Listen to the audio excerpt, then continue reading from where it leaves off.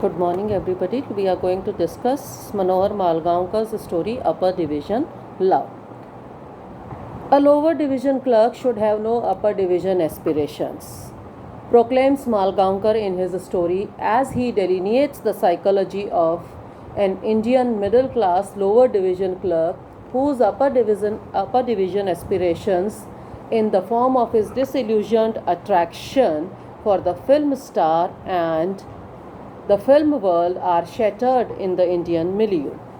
Upper division love is a story of a lower division clerk's infatuation with a famous film star, Sundar Bala, and his subsequent disillusionment through jealousy and humiliation. After a series of dramatic incidents, the lower division clerk realizes not only the utter futility of his passion, but also the artificiality and hollowness of the film world. Narrated in the first person, the story focuses on the theme of aspiration, fantasy, escape, self love, disillusion, and revenge. Within the framework of a short story, life cannot be exhibited in its entirety and complexity. As William Henry Hudson has said, quote, "It is a matter of common experience that we have to live for some time with men and women and to see them in different relationships and circumstances before we get really to know them. And this is true of men and women in fiction, if as it is of men and women in actual life. Though in a short story, we are in the company of a few men and women for a few minutes only and see them only in a few relationships and circumstances, there is a concentration of attention upon a particular aspect, resulting in a powerful impression. Malgaonkar has beautifully portrayed human relationships in all their vitality and veracity. The locale of the Malgaonkar's shorter fiction, like that of his novels, is the Indian subcontinent. The people inhabiting this world are from all cross sections of society, that is, business, politics, and domestics. And there is a hard core of personal experience that runs through all his stories. They are remarkable for variety of situations and characters, and some of them present illuminating glimpse into human psychology also. Here we have a glimpse into the psychology of a lower division clerk who aspires to be in the film world when he falls in love with an actor whose smile enraptures him. Malgaonkar is anxious to explore and examine the relationship of man with his fellow man vis-a-vis the societal forces around him and their bewildering complexity. The process of examination covers a wide range of human experiences. Though in a slight measure, the delights and exultations of mutual reciprocated love are there in the stories, but love doesn't find fruition in marriage. Yet the agonies, the heartaches, and the shocks of thwarted love of a romantic lower division clerk for a film star whom he meets at a store and the inevitable disillusionment that follows, raising him to the ground of reality. That how smiles can be deceptive. And the man feels greater delight when he gets a chance to act in a film with the star of his dreams. When he is paid money for it, he feels like the blind man who was given the sight of both eyes when entreated only for one. But what was given life by a smile was burnt out by a laugh. Sundar Bala, his dream girl, who trapped him with her laugh that her million friends compared to the tinkle of silver bells sounded to him like drumming shotgun pellets drumming against his ears. That was the shattering of his illusions. He was attracted towards her smile and beauty and was elated to work or act in the film or in one scene rather of Phoolwali or play a role of a Rafin in the same film which is named or called Phoolwali, in which Sundarbala was also playing a lead role, but soon was disillusioned when he meets the real Sundarbala. The real Sundarbala, who was the famous film actress. He feels jealous of the film pair and indulges in revenge ultimately. It is only a farcical repression of love, and the disillusionment itself is worked out in the form of an elaborate and incredible revenge. The narrator, that is the lower division clerk, is a big fan of Sundarbala, the famous actor.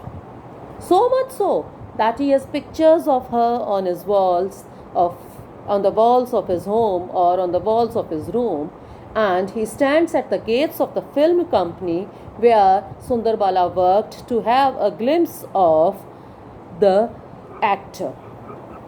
Also, on one occasion, the awestruck clerk ended up staring for a long time at a picture of Sundarbala on the street, which helped Malgaonkar to highlight the fact that the clerk likes to escape into a world of dream or fantasy. However, it is significant to note that Malgaonkar also at the same time suggests that all is not as real as it appears when it comes to one's fantasies or dreams. So the story has put in opposite or has put in a binary position the reality of the film world and the fantasies or dreams of a lower division clerk who is infatuated with the smile of the actor Sundarbala.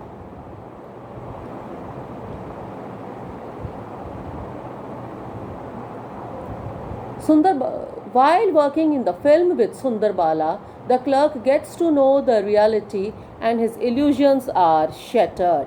And rather than finding her personality to be attractive, he realizes that Sundarbala is not the person he thought she would be. And he realizes that the film industry is not the world which he thinks it to be. The film world is the other world for him.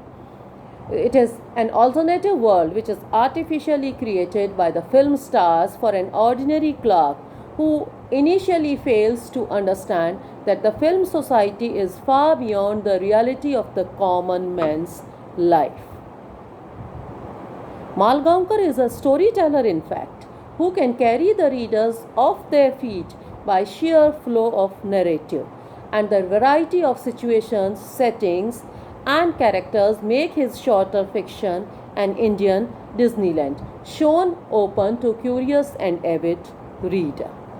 Many of his stories are simple, but it is his alchemical art that transforms them into a living experience in which the readers fully participate. His concern often is not with the general but with the unusual in human experience. In his stories, he does not aim at profundity, yet he is not merely intent on entertaining his readers. His stories appeal to our knowledge of the nature of man and of the nature of his relations with society. In his shorter fiction, Malgaonkar shows a special fascination for outdoor life. The characters in his stories are real people seen from a particular angle, not moral qualities translated into human embodiments. They are neither unexceptionable nor completely depraved, but a mixture of good and bad, like the characters we know in real life from self-knowledge and observation. Malgaonkar's stories are generally deficient in the tragic nature of human relationships. Most of them are made of laughter and fun as he depicts typical Indian mindset of the clerical community that is habitually expert at inventing excuses to escape from workplace on the pretensions of fever, stomach pain, and doctor's advice for 10 days rest. Here I quote from the text. From the studio, I rang up my office and told the superintendent that I had a fever and a bad pain in the stomach, and the doctor had advised me 10 days rest. Oh, I see, he said dryly. Fever and stomach pain. Very bad, very bad. Wasn't it what you had when the test matches were on? Unquote. Malgaonkar has enriched the semantic effect of the language or the story and its theme through alliterative prose. For example, he says damsel in distress. He gives a touch of localism to the language as he makes the characters pronounce such words as film extra, job. He also gives special dimension to the commonplace meaning of the word by contextualizing the words in a rather different setup. That is, the word doctor is used in the story to mean falsify or to adapt to suit a special purpose. Doctor in ordinary conversation means a professional who treats patients, okay, who are medically or clinically sick. But here doctor, the word doctor occurs in this context in a different way. Indian proverbs, maxims and sayings or commonplace phrases have been liberally borrowed, he redesigned, used and transliterated to give the cultural flavor of Indianness to the story. Here I quote a few examples which carry the flavor of Indianness in the story. A bird of paradise and peacock's plumes, dry washing his hands, teeth flashed in smile, all craning their necks. She had a crick in her neck. A blind man who prayed to be given back the sight of one eye, he was given both. In Hindi also we have an example of a proverb which says andha kya chahe do aankhein. Always makes eyes at me, red in face and foaming at the mouth to show anger. Quiet as lamb, dire threats from the back were music to my ears. That is, the person becomes indifferent to certain things when he doesn't want to listen to this or when he wants to overlook certain things. And finally, such expressions provoke laughter and add to humor also and help the writer with a moral purpose too he intends to convey through the story, presenting his ideas in a humorous or ironical manner, and at the same time satirizes the frivolities and trivialities of people. For example, the expression magnificent scream of hers trivializes Sundarbala's unnecessary act to invite onlookers' attention. In the same manner, black marketing in the tickets highlights a typical Indian corrupt practice and not only pokes fun at the corruption but also warns people against such malpractices prevailing in Indian society. After looking at all these narrative and thematic aspects of the story, we would like to have a look at the significance of the title of the story, which I have discussed in the earlier part of my discussion, and now I expect the students to write a detailed note on the significance of the title of the story. Secondly, you can also have a look at a few minor characters in the story, write short notes on those minor characters and their role in the plot or the development of the story. Thank you very much.